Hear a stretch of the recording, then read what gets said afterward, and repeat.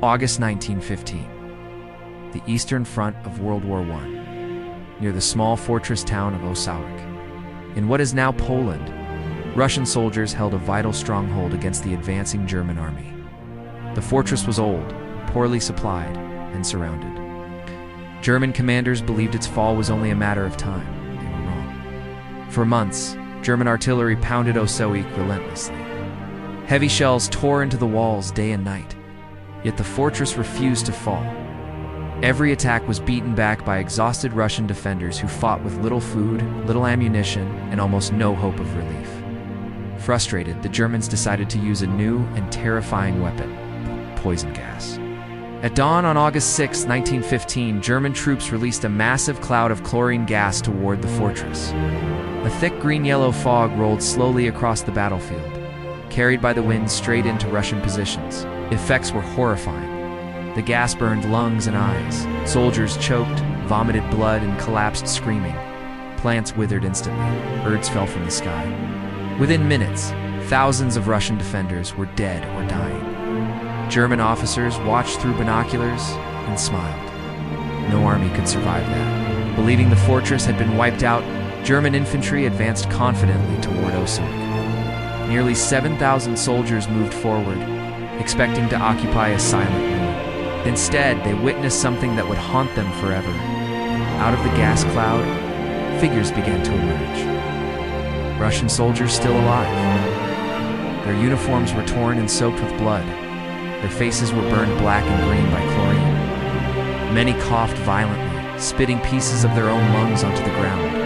Their eyes were wrapped in rags. Some staggered, some crawled. They looked less like men and more like walking corpses. Yet they were advancing. Armed with rifles and bayonets, the surviving Russian defenders launched a desperate counterattack. Their commanding officer shouted orders through a blood-soaked mask. Against all logic, against all expectations, they charged. The Germans froze in terror. These were men who should have been dead. As the dead men moved closer, coughing blood and screaming through destroyed lungs, panic swept through the German ranks. Soldiers dropped their weapons. Some tripped over barbed wire trying to flee. Officers screamed orders that no one obeyed. The German attack collapsed. Thousands of trained soldiers ran not from artillery, not from machine guns, but from men who looked like ghosts rising from hell. The Russians pursued them only briefly. Most of the defenders collapsed soon after from their wounds. Very few would survive long after that day, but their charge had worked. The fortress of Osawik did not fall that day. News of the event spread rapidly through the armies of Europe. German soldiers began calling it the Attack of the Dead Men. It became one of the most terrifying and legendary moments of World War I. Osawik Fortress would later be abandoned, not because it was defeated, but because Russian forces withdrew during a larger strategic retreat. The Germans finally entered the fortress weeks later, finding it empty. But the memory remained. The Attack of the Dead Men exposed the brutal reality of World War I.